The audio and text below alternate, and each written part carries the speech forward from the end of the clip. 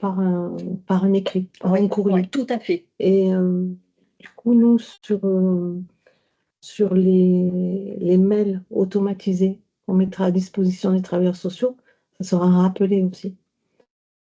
Parce que du coup, ce sera l'adresse renseignée dans le mail automatisé qui vous sera communiquée pour l'envoi des documents. Donc, auprès des travailleurs sociaux, ce qui est important, c'est de s'assurer que cette adresse, la personne peut elle-même ouvrir son courrier, en fait.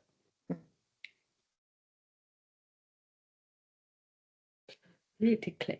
Je sais pas. Peut-être qu'il y a des questions, je ne sais pas. Ce qu'on peut rajouter, c'est que la saisine, elle se fera via les mails automatisés le mail automatisé que vous trouverez dans la future fiche de suivi. Moi, je sers de rouage. C'est une saisine indirecte.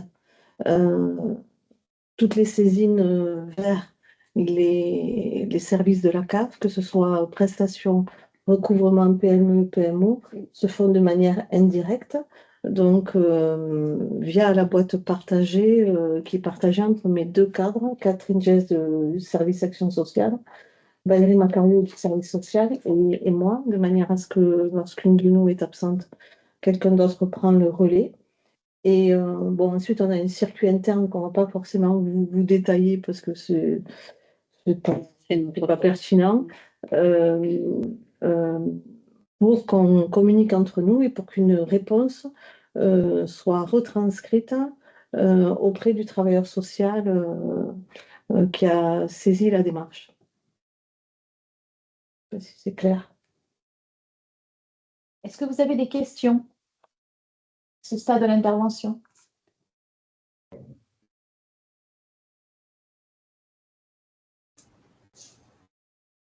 Oui, vous m'entendez? Oui. Oui.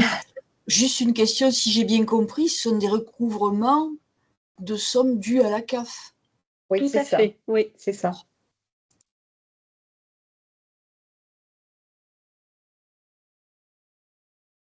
Et dans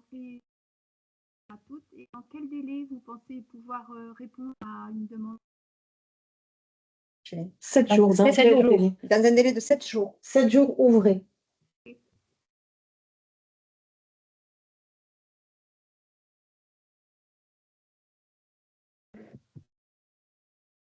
Ça a l'air d'être clair, donc je vous laisse. Ça viendra peut-être suivant. Je vous laisse poursuivre. Oui, juste, pardon, pour rebondir peut-être sur, enfin pas forcément rebondir, mais apporter un élément complémentaire. Lorsque, par exemple, vous êtes amené à autoriser la suspension de la dette, ça s'est passé pour une situation récemment. La décision, en fait, d'annulation, on va dire, appartient au conseil départemental, c'est ça? Non, c'est pour le RSA. Ah, c'est pour le RSA. Voilà. Le RSA. Voilà. Nous, on ne traite pas la CAF. Voilà. La CAF traite les demandes de remise gracieuse concernant les indus CAF, mais tout ce qui est indu RSA, c'est de la délégation du conseil départemental. Donc, nous, on suspend la dette le temps que le dossier soit traité par le CD. Et ensuite, dès que le conseil départemental a notifié, il nous envoie une copie et nous, on annule la dette. Ça dépend si c'est une remise partielle ou totale. Oui, il faut préciser que pour le RSA, nous, la CAF est juste l'organisme payeur. On n'est pas prescripteur, contrairement aux autres prestations. Donc, c'est pour ça qu'on n'a pas délégation et puis on n'a pas autorité de décider d'une annulation, d'un échéancier. Voilà, c'est lié au conseil départemental.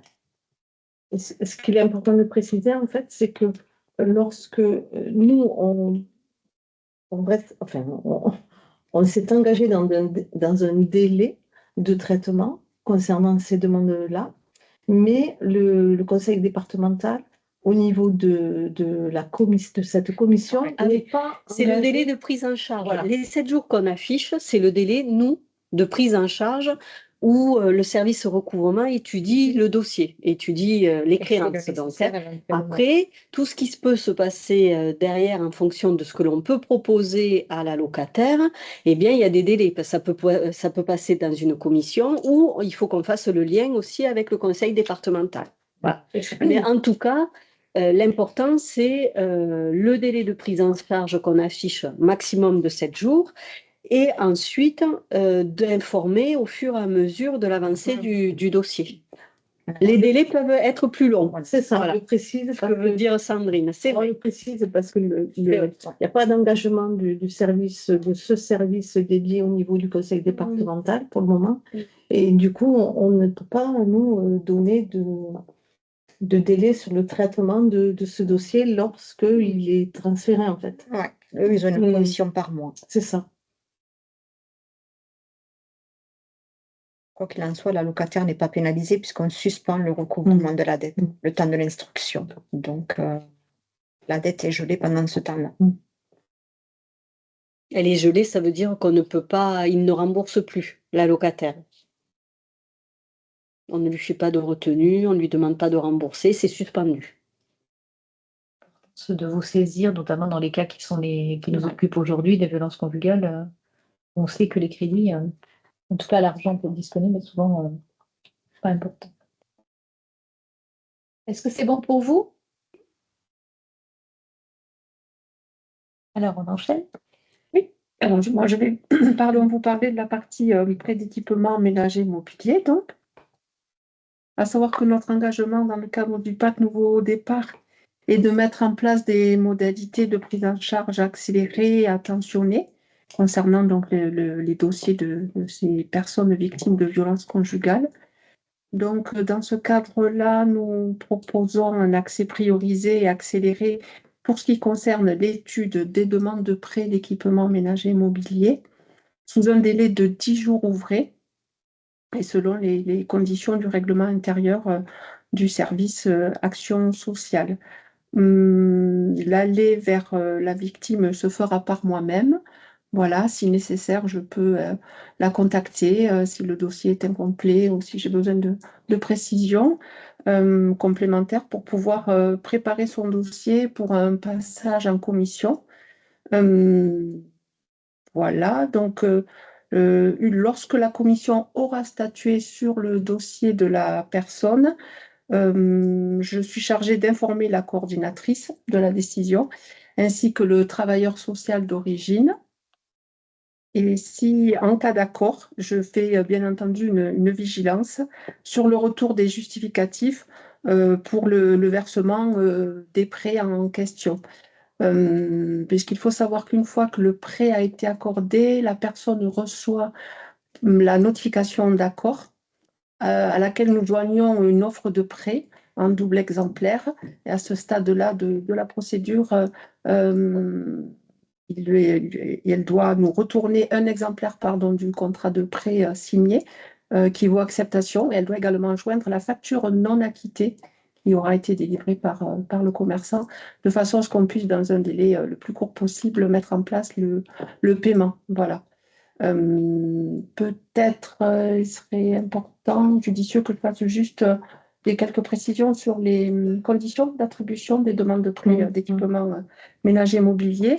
Donc, pour pouvoir prétendre à ces prêts, il faut être allocataire. Tout en sachant que... Non, il n'y a pas de souci. Tout en sachant que le règlement intérieur que Madame Chauffaille va vous présenter, on va dire, plus succinctement, il sera intégré dans la fiche de suivi à destination des travailleurs sociaux. Donc, ils auront le règlement intérieur du prêt mobilier et équipement avec le dossier à constituer. Voilà.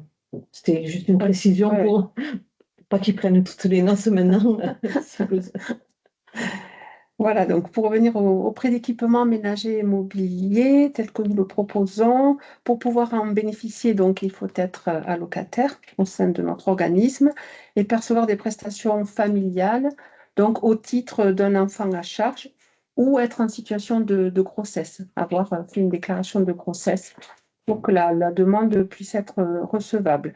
Il y a des conditions au niveau des ressources. Il ne faut pas avoir un quotient familial supérieur à 856 € ou 1 000 € en ce qui concerne les personnes qui sont bénéficiaires de l'AEH, de l'allocation d'éducation de l'enfant handicapé.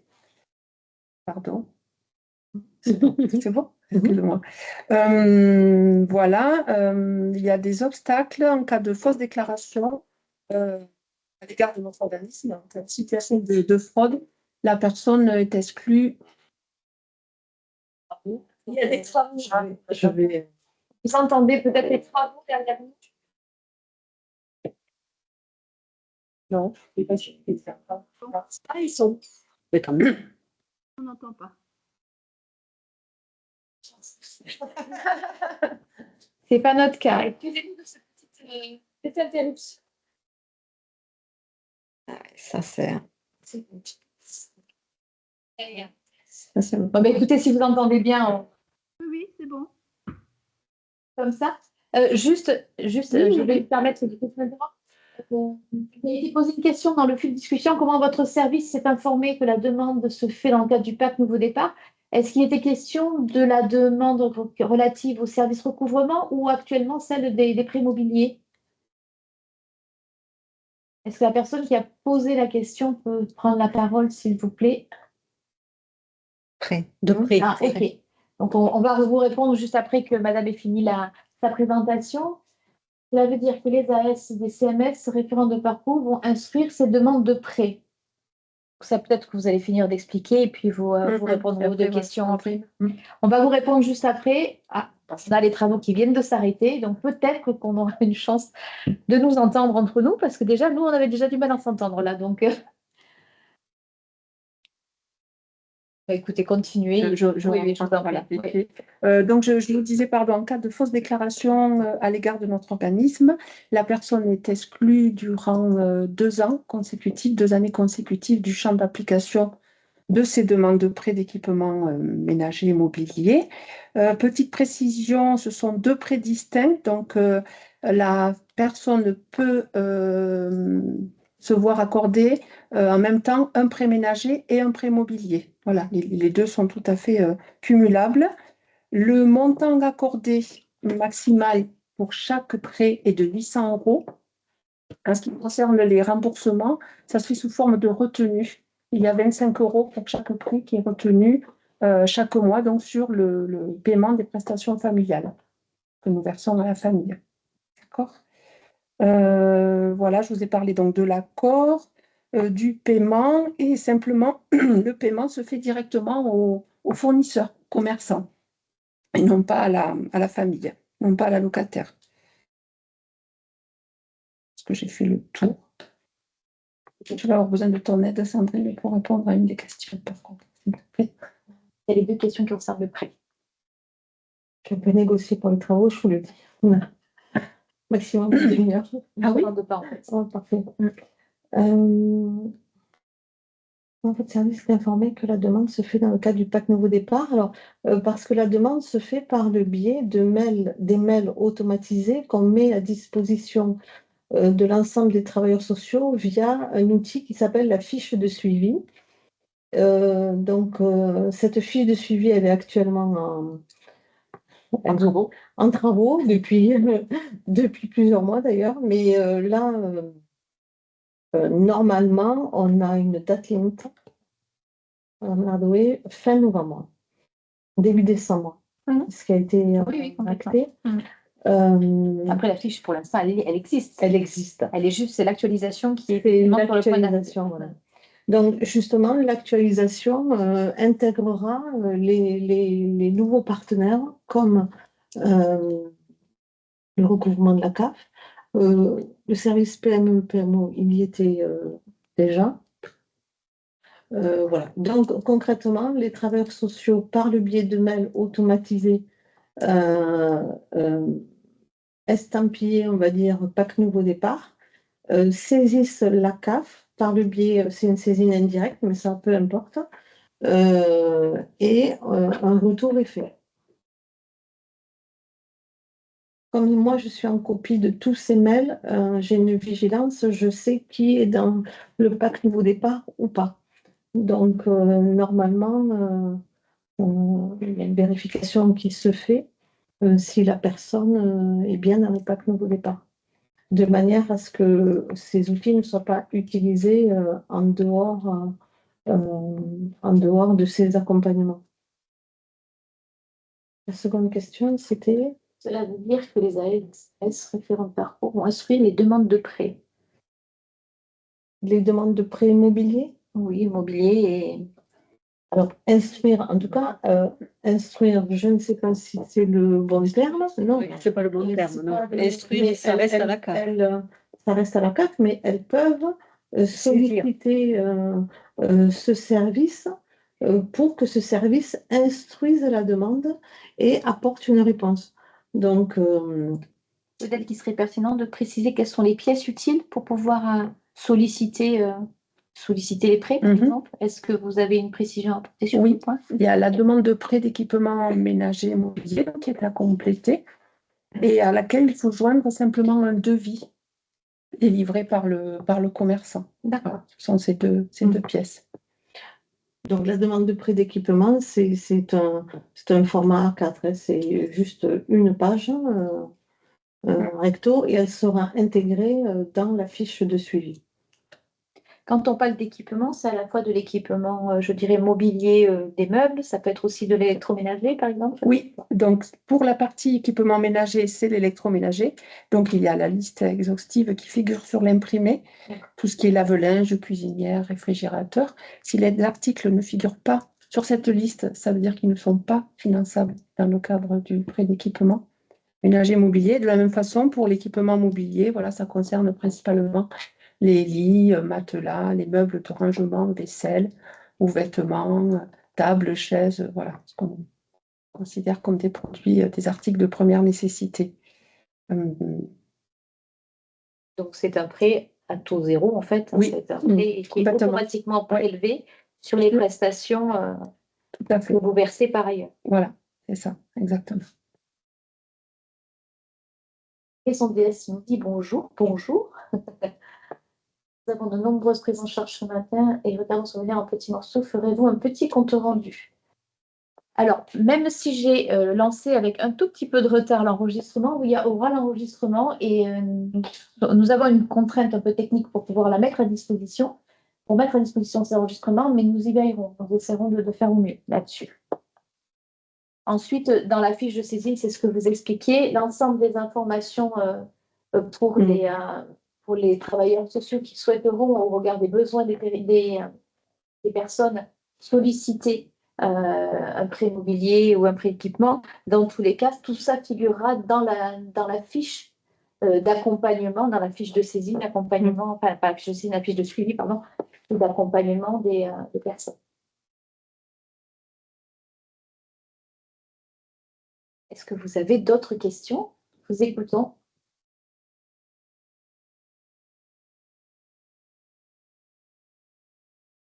C'est clair. C'est bon.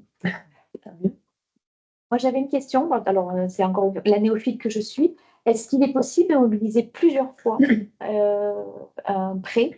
Comme genre, je fais l'analogie avec l'aide universelle d'urgence. Je sais qu'au bout de 12 mois, potentiellement, on peut, sauf erreur de ma part, redemander une aide universelle. Est-ce que là, c'est possible aussi ou pas du tout? Vous voulez dire, pardon, d'abord deux prêts de même nature alors, de remboursement? Exactement, c'est-à-dire que voilà, une première fois, on vous sollicite pour acheter un réfrigérateur et finalement, il faut aussi une machine à laver. Alors, des bêtises, voilà. De manière très concrète. Dans cet ordre-là, c'est pas possible. Voilà, il est préférable que la personne fasse une seule demande et demande tous les articles dont elle a besoin, réfrigérateur, lave-linge, etc. Sachant que voilà, le montant de l'accord peut aller jusqu'à 800 €, puisqu'on ne peut pas cumuler deux prêts de même nature. On peut cumuler à la fois un prêt d'équipement ménager et mobilier, puisque ce sont deux prêts distincts, mais on ne peut pas cumuler deux prêts d'équipement ménager ou deux prêts d'équipement mobilier. Donc si la personne fait une demande qui est accordée pour un lave-linge, on met en place donc le remboursement, une fois que le paiement est fait auprès du commerçant. À partir de ce moment-là, elle ne pourra pas déposer une seconde demande, elle ne sera pas accordée, puisqu'elle aura déjà un prêt de même nature en cours de remboursement. Donc, tant qu'il n'est pas soldé, ce n'est pas possible. Voilà. D'accord, donc en fait, potentiellement on peut redemander un prêt, mais il faut avoir remboursé le prêt de même nature. Absolument, voilà. D'accord. Il faut l'avoir, voilà. Il est toujours possible, dans des cas particuliers, de faire un remboursement anticipé. D'accord, ça voilà, de ne pas attendre la fin. Mais sinon, voilà, elle ne peut pas avoir effectivement deux prêts de même nature en cours de remboursement.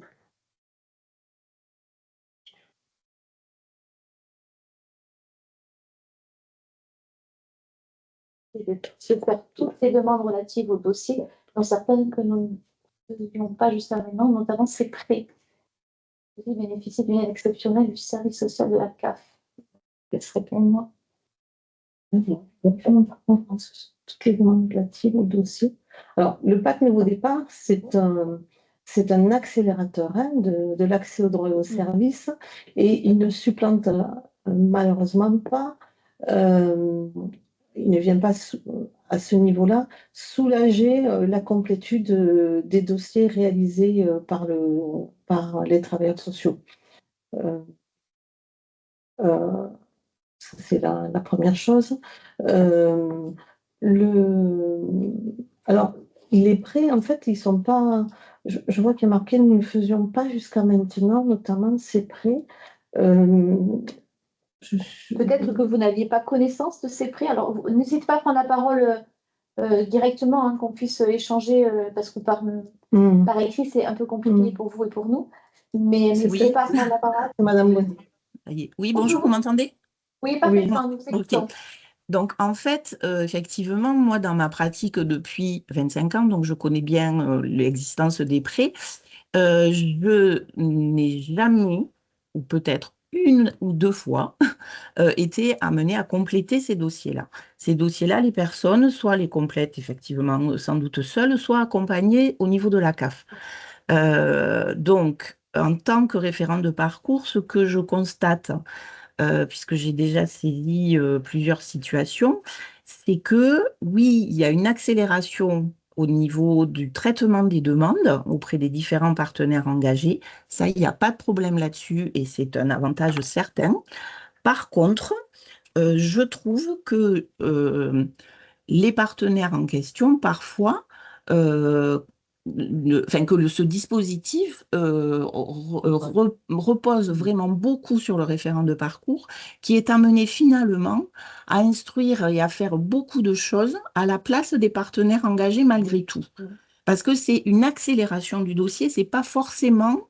C'est une accélération du traitement du dossier, c'est pas forcément un accompagnement dans l'instruction des différentes demandes. Donc là, moi, ça m'interpelle par rapport au prêt, parce qu'effectivement, je ne le fais jamais. Et là, quand je dis comment les personnes, enfin le service qui traite les prêts est informé que c'est dans le cadre du PND, c'est bien parce que c'est le référent de parcours qui le fait et qui le saisit via la fiche de suivi. Alors, donc, ça veut dire que forcément, c'est à nous de le faire à l'arrivée. Alors, pas forcément sur la complétude de la demande de prêt d'équipement. La complétude, elle peut se faire par la personne puisque c'est elle qui doit le signer et vous le transmettre. Si vous voulez, la personne, mais ça c'est depuis le départ, dans le cas du PAC Nouveau Départ, ne peut pas saisir elle-même les partenaires pour une accélération de l'accès aux droits et aux services. Donc forcément, ça passe par votre biais si vous souhaitez que ce soit accéléré. Si vous ne souhaitez pas que ce soit accéléré, la personne peut envoyer sa demande d'elle-même. Donc, la complétude du dossier de la demande de prêt d'équipement, hein, sauf, tu me dis si, elle n'est pas obligatoirement à compléter par le travailleur social. La personne le remplit, vous amène les pièces, et si vous souhaitez effectivement accélérer, il faut intégrer cette pièce dans le mail automatisé, que vous devez compléter par contre, oui. Oui. Mais on ne vous demandera pas dans le mail automatisé, on ne vous demandera pas le doublon de ces informations-là qui seront renseignées dans la demande de prêt d'équipement. si ce n'est le nom et les coordonnées de la personne. En fait, c'est la transmission qui vous incombe pour pouvoir faire bénéficier de la demande faite et formalisée par la personne concernée, par la victime. C'est elle, effectivement, elle vous transmet la demande parce que, en fait, l'idée du PAC au départ, c'était quand même de mettre en lisibilité. Mais ce que vous me disiez, c'est que depuis 25 ans, vous saviez que ça existait. Donc, vous savez que vous pouvez le mobiliser. Donc, fournir éventuellement, récupérer, je suppose, la pièce de demande pour la fournir à la personne, qu'elle celle-ci la prenne en charge, c'est-à-dire fasse le devis auprès du fournisseur, vous amène les documents et pour permettre l'accélération, vous demande de le transmettre par ce biais-là. Mais effectivement, vous n'êtes pas, enfin en tout cas, la procédure PND ne change pas le fond, c'est-à-dire que c'est pas à vous de le faire. L'idée, c'est que vous puissiez être cette courroie de transmission qui permet d'avoir ce traitement accéléré proposé après par les services de la CAF. Oui. Je ne sais pas si j'étais très claire, mais c'est de ma part. Oui. Enfin, oui, mais concrètement, quand une personne se retrouve dans la situation qui relève d'un PND, quand elle a de multiples démarches à effectuer et qu'elle s'adresse à nous, qu'on est référent de parcours, on est amené à voir ces personnes. Et ce que je constate vraiment, c'est que beaucoup de choses que les partenaires à un moment donné, dont les partenaires se chargeaient à un moment donné, finalement nous reviennent parce qu'on est référent de parcours. Voilà. Alors, on rappelle peut-être la référence de parcours. Effectivement, la référence de parcours permet à la personne victime, c'est la genèse du projet, de n'avoir qu'un seul interlocuteur et que c'est cet interlocuteur pivot qui fait l'ensemble des démarches. Dans ce que je crois comprendre, c'est que est-ce que vous dites qu'au préalable, en fait, avant le PAC au départ, c'était le service social de la CAF qui se chargeait pour vous de traiter ce type de dossier? C'est ça? Alors, elle ne se chargeait pas pour nous, elle se chargeait pour la CAF de le faire. Mais effectivement, moi, je ne sais pas concrètement comment ça se faisait avant, ces demandes de prêt. Est-ce que les personnes arrivaient seules à le faire?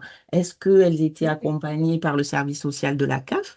En tout cas, ce que je vois là, c'est que s'il y a besoin effectivement d'accélérer ces demandes, ça passera par nous. Donc, les personnes, elles vont venir vers nous et on va être amenés à les aider à compléter, à prendre le temps de transmettre, etc.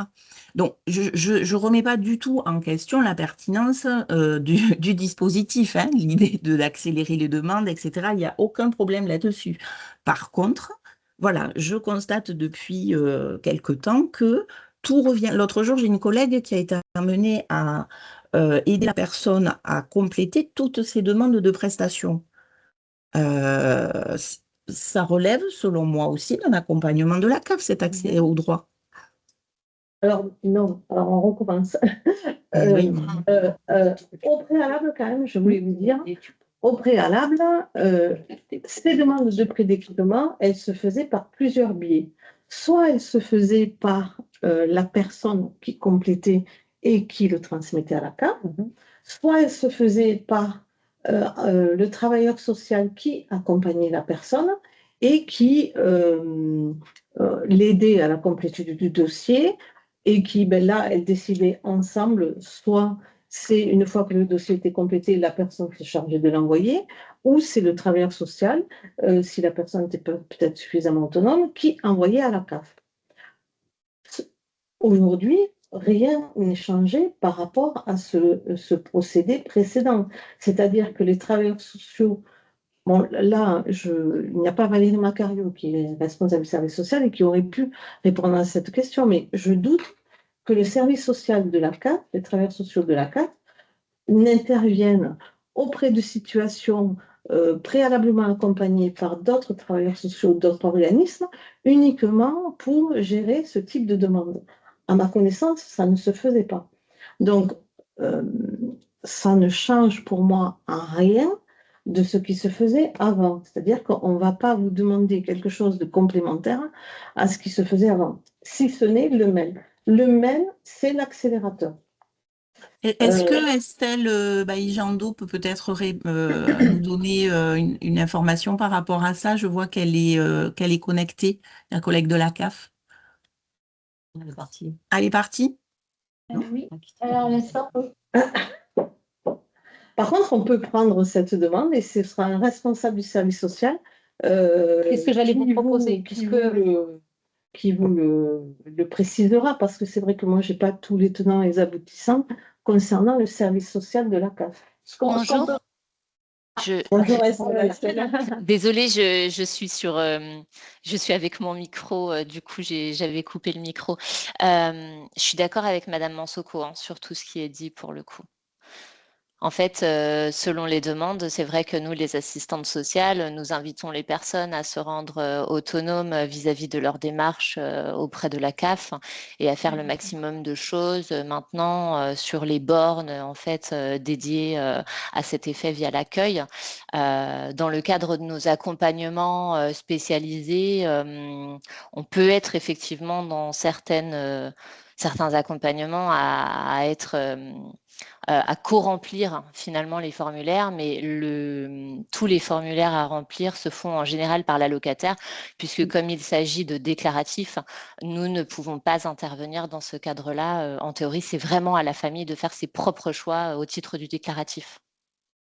Est-ce que j'ai répondu à vos questions?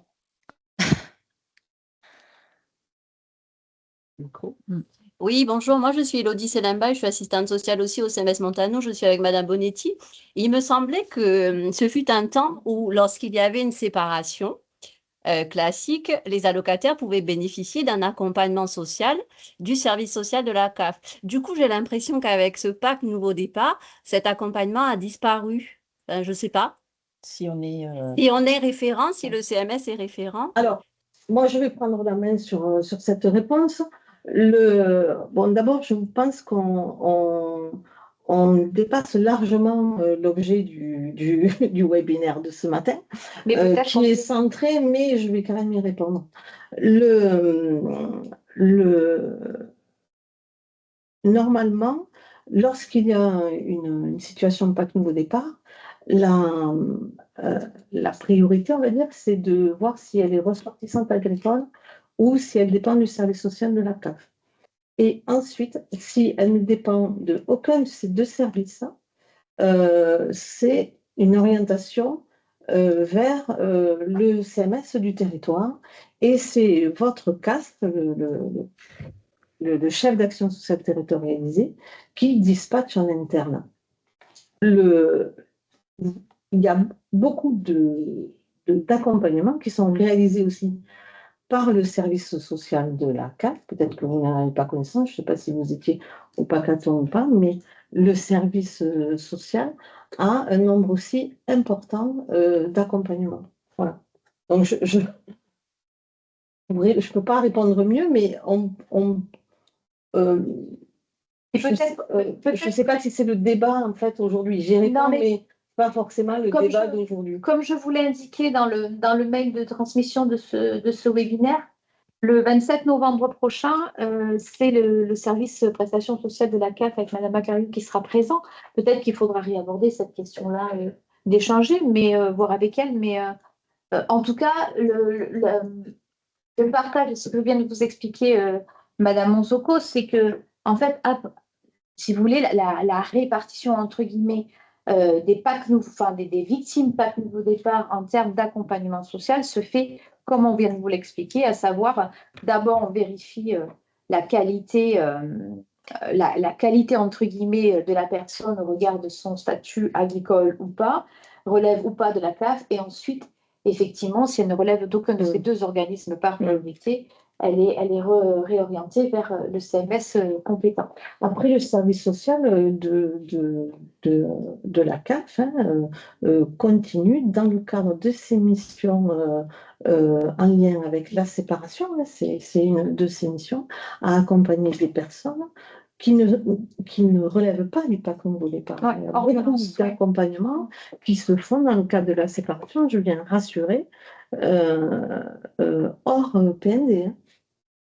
Oui, de toute façon, Bérangère Gatinois, du coup, la responsable de la caste du CMS Montanou, on reverra, on rencontrera voilà, le service social de la CAF pour repréciser voilà, peut-être les différentes interventions. Après, je pense que vraiment la question, c'était sur, étant donné que la saisine se fait via la fiche de suivi, peut-être que des personnes qui seraient venues auraient essayé voilà, de remplir et qui étaient en difficulté pour remplir ces formulaires, se retrouvent pas forcément à demander et à solliciter la CAF, mais voilà, à solliciter la personne. Je pense que c'était vraiment ça l'essence de la question de Madame Bonetti sur ces situations où, bien sûr, donc Madame Bailly-Jandot expliquait l'autonomie des personnes, enfin, on travaille ça également.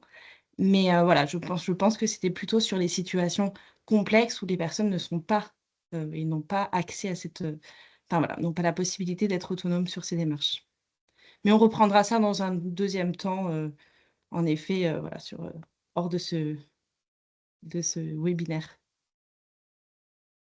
En tout cas, ce qui est aussi par le biais de ces webinaires et plus largement du PAC Nouveau Départ, c'était aussi, alors, encore une fois, moi, je ne connaissais pas cette offre de services pré-immobilier et équipement, donc je trouve intéressant d'avoir cette lisibilité par le biais de la fiche qui est actualisée par Madame Manzoko.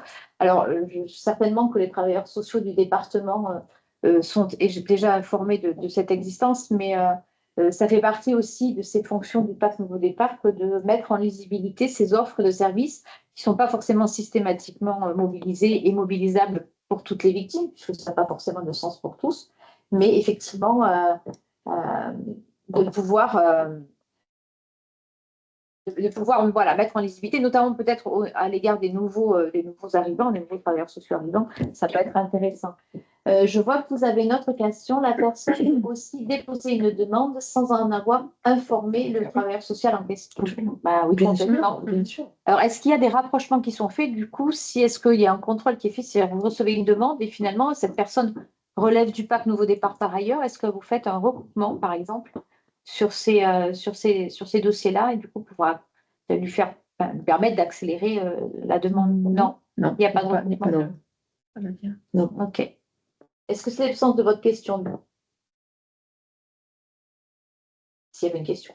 Par contre, ce qui peut arriver, parce que ça arrive sur d'autres situations, notamment les prestations, ce qui peut arriver, c'est qu'une personne dépose, elle est suffisamment autonome, elle dépose sa demande, elle informe son travailleur social, qui, si elle est dans le PAC Nouveau Départ, peut nous solliciter, et nous, on prévient le service pour qu'il récupère, pour qu'il accélère la demande, en fait, en récupérant les données.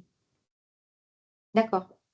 Donc, il y a quand même une tentative de réinscription de la demande qui ne serait pas déposée de manière classique selon le process habituel. Oui, mais elle peut se faire que si nous, on a été informés par le référent de parcours, en fait. D'accord. En interne, on ne check pas tous les dossiers. Il y a la liste des personnes, elle ne circule pas pour des raisons aussi de sécurité, elle ne circule pas entre les services. D'accord. Ok. En fait, c'était le sens de ma question de départ. C'était effectivement comment on peut, enfin,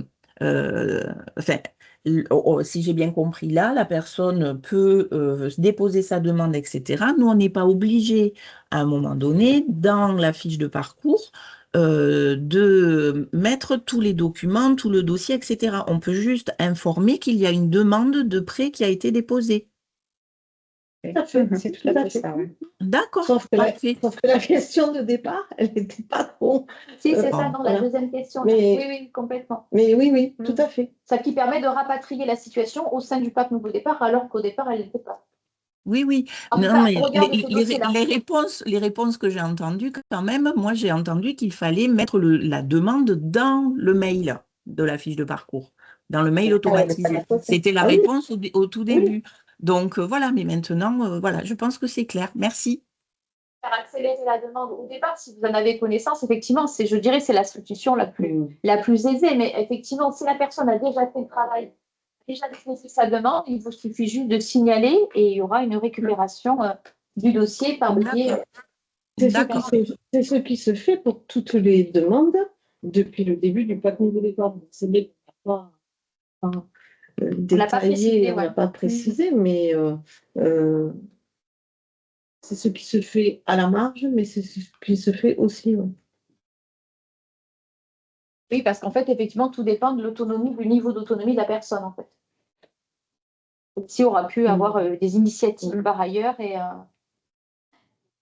Est-ce que vous avez d'autres questions aussi sur le recouvrement qui change? Oui. Là, il n'y a pas trop de questions, hein, le recouvrement. Ah, ça concerne énormément de dossiers. Là, mais on a eu un cas. D'accord. Un cas PND qui serait. Oui, tout à fait. On en a eu un qu'on a traité.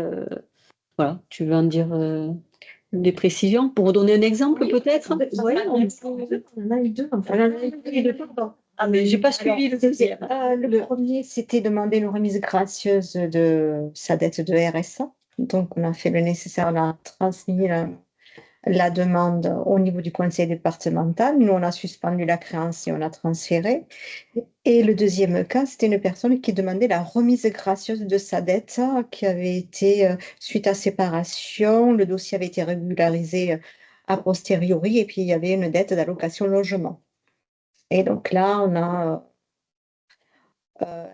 je l'ai contactée, elle souhaitait une remise gracieuse, donc c'est passé au sein de la commission de recours amiable de la CAF. Et elle a eu une remise gracieuse totale, si mes souvenirs sont bons. Alors, on ne fait pas que des remises gracieuses. Hein. Non, parce qu'on a quand même des indicateurs, je suis désolée, hein, on a des indicateurs de recouvrement à respecter et donc du coup, les remises gracieuses, il n'y a pas un automatisme, hein, c'est vraiment dans l'étude du dossier, il faut vraiment que la personne argumente ses difficultés financières. Et ensuite, il y a un délai, puisque ça passe en commission, on a une commission tous les mois, sauf sur le mois d'août, voilà. Mais de toute façon, en attendant, la créance est suspendue, c'est-à-dire qu'il n'y a plus de recouvrement possible le temps que la demande soit traitée. Voilà. Mais ça peut être des échéanciers, ça peut être, si le responsable de l'indu est monsieur ou madame, enfin l'ex-conjoint, ça peut être un transfert des créances sur le dossier, sur le responsable. Voilà, il y a plusieurs possibilités, mais nous, on s'engage d'être à l'écoute et en fonction de proposer ce qui est possible. Est-ce que vous avez, c'est envisageable de partager la dette entre les deux, les deux membres du couple? Non, pas du tout. On ne peut pas partager une dette. Non. En général, la dette, elle reste sur le dossier. Si c'est monsieur qui s'en va, madame garde le dossier, ça reste sur le dossier de madame. D'accord, ça reste sur le dossier de l'allocataire, enfin, du coup, celui qui garde Voilà. Et on peut se retourner, voilà. Et là, du coup, si elle perçoit des prestations, c'est elle qui va rembourser la dette. Malheureusement, les partages, c'est pas possible.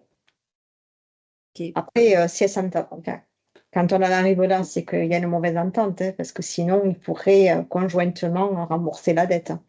Mais c'est très bien que dans ces situations-là, c'est pas possible.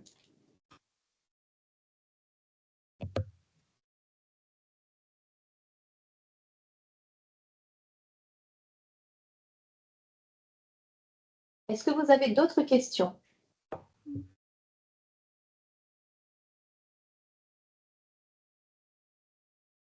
Vous avez d'autres informations à nous apporter? Le niveau.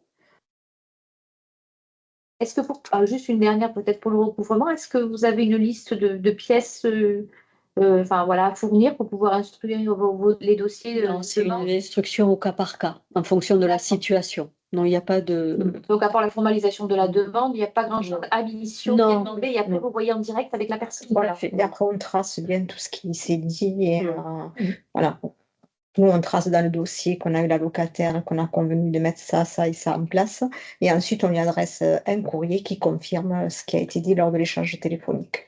Avec une attention évidemment particulière sur comment on recontacte la personne en sécurité. Ah oui, tout à fait. Il faut lui préciser. Voilà. Si elle ne peut pas être contactée par téléphone, il faut nous le préciser comment la personne souhaite être contactée. Oui, oui. On suivra les consignes. Le téléphone de la maman et finalement, elle en avait un.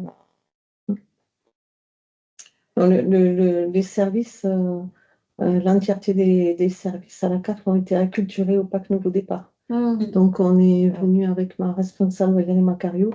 On est venu après une bonne matinée. Oui, au risque notamment encouru lorsqu'on revient vers la personne. Ok, très bien. Mais écoutez, sauf erreur de ma part, nous avons terminé ce webinaire, sauf que vous avez d'autres questions.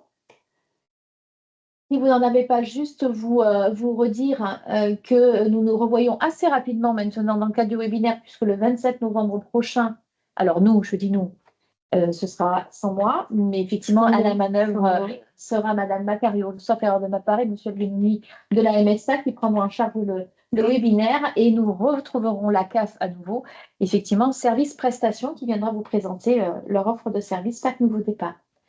Merci beaucoup pour votre attention, votre présence, et puis on vous dit à très bientôt. Au revoir. Merci. Au revoir. Au revoir. Au revoir. Au revoir.